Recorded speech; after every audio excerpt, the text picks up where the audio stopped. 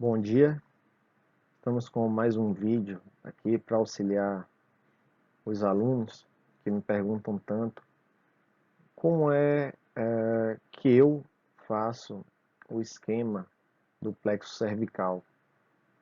De uma forma didática eu vou tentar passar para vocês, para que esse plexo cervical fique de uma forma mais tranquila no entendimento de cada um, não seja algo complicado, apesar que o plexo cervical não é muito debatido na graduação, principalmente de fisioterapia, mas ele é muito importante com relação à atuação muscular e, enfim, vamos ver o que acontece com o plexo cervical, tá?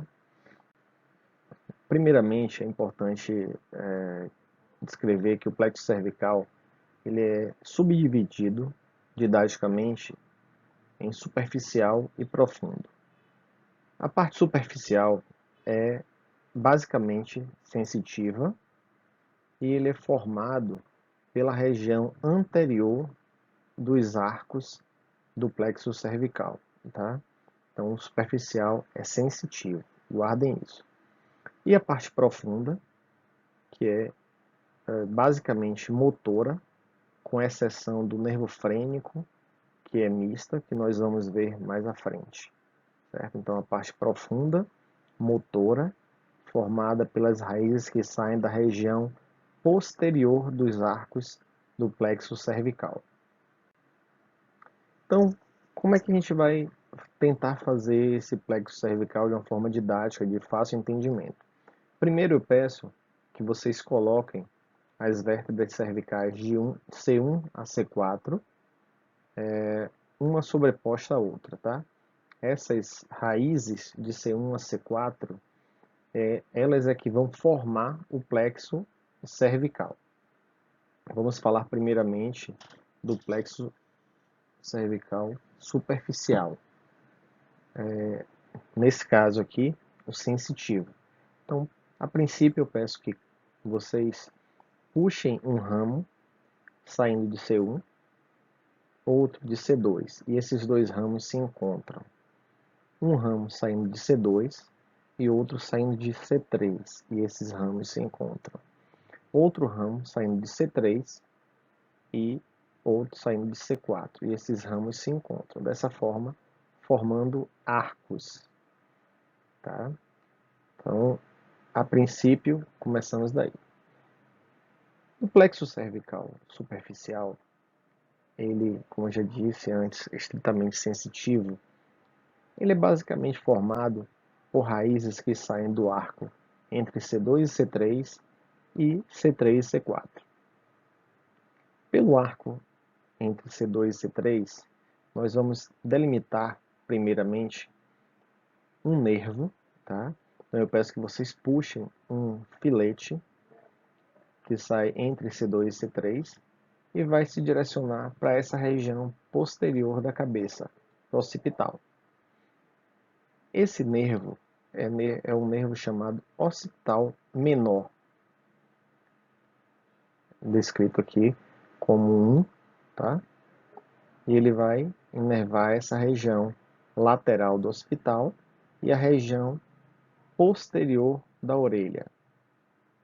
O segundo nervo é um nervo que sai do plexo cervical e ele tem uma conformação transversal. Então, ele sai dessa região posterior da cervical e se dirige transversalmente ao pescoço, ao eixo da cervical, transversalmente, chamado nervo transverso cervical, representado pelo número 2.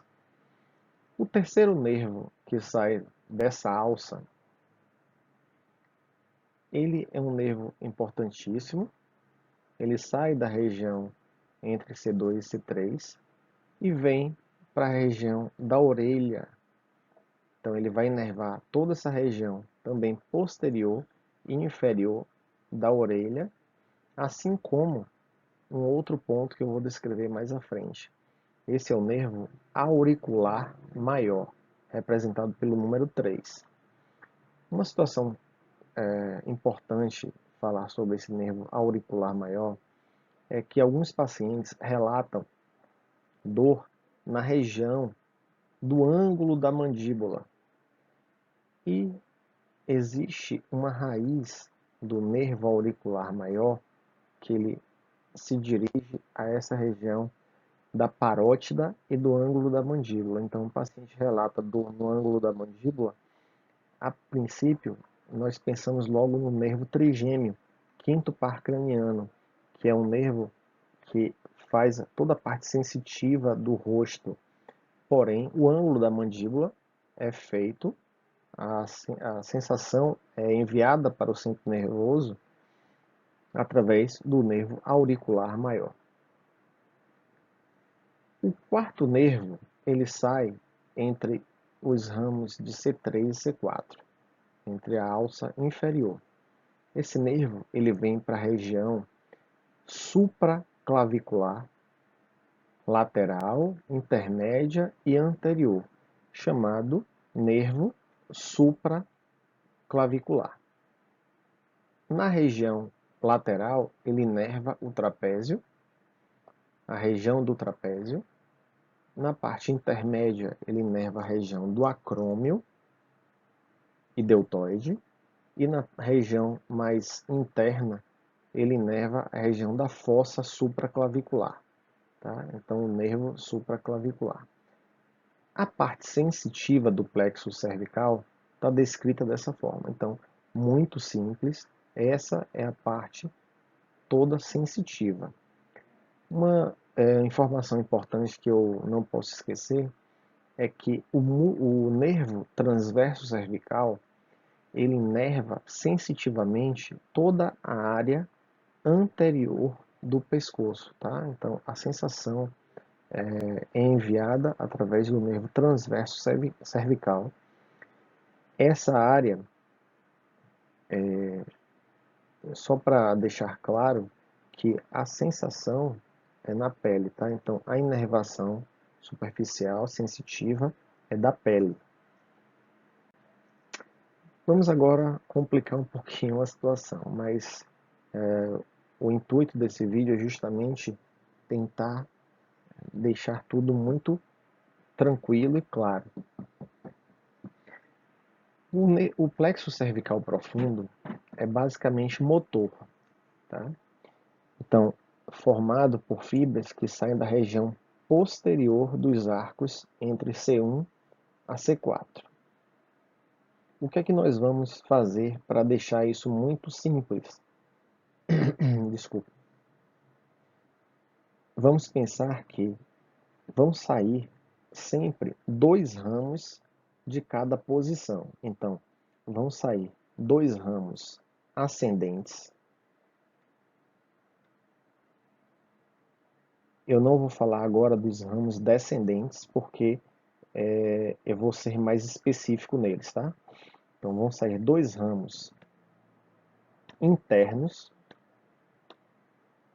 vão sair 2 ramos externos, e agora sim nós vamos falar dos ramos descendentes. Os ramos descendentes, o primeiro, ele é formado por raízes que saem de C3, C4 e um filetezinho que sai de C5, sendo que esse filete ele não faz parte do plexo cervical. Essa junção dessas raízes formam o nervo frênico, que é o nervo misto. Ele é sensitivo e motor. Vamos falar agora do outro ramo descendente, que é formado por raízes de C1, C2 e C3. Esse próximo nervo, essa próxima raiz descendente, ele é formado por uma estrutura muito importante, que é chamada de alça cervical. Então, a alça cervical é formada por C1, C2 e C3. Então, sai um ramo de C1, sai um outro ramo de C2 que se encontra com o C1, e sai um terceiro ramo de C3 formando uma alça cervical. E daí sai uma raiz descendente. Vamos falar agora quais estruturas são inervadas por cada ramo desse? Então, o ramo ascendente, como o próprio nome já diz, ele vai para cima. Então, pensem assim, o ramo ascendente, ele vai no sentido cranial. Então, 1 e 2 vão no sentido cranial. Então, é um nervo que vai para o músculo reto anterior da cabeça e outro que vai para o músculo reto lateral da cabeça. Os ramos internos, eles vão para a região do pescoço, de músculos do pescoço e da cabeça. O número 3 aqui é representado por uma raiz que vai inervar o músculo longo da cabeça. Se a cabeça está acima, abaixo está o longo do pescoço. Então é de forma didática para a gente lembrar, tá? As raízes externas, elas são formadas por junções de C2, C3 e C3, C4. Falando da primeira junção, que é o número 5, essa raiz ela vai inervar o músculo esternocleidomastoide, chamado popularmente de ECOM. Então, essas raízes, elas saem do nível C2 e C3, ascendem, penetram pelo forame magnum, retornam, saem pelo forame jugular com o nome de nervo acessório e vêm inervar o ECOM. Tá? Então, 5 é uma raiz que vai inervar o esternocleidomastoide. E 6 é uma raiz que sai entre C3 e C4, que vai inervar músculos muito importantes. O trapézio, os romboides e o elevador da escápula. Sendo que a raiz que vai para o trapézio, ela sai, ascende, assim como a raiz que vai para o ECOM, penetra no forame magnum, sai pelo forame jugular e vai inervar o trapézio através do nervo acessório. Falando agora um pouquinho sobre as raízes descendentes, podemos verificar aqui no número 7 o nervo frênico, que é um nervo muito importante.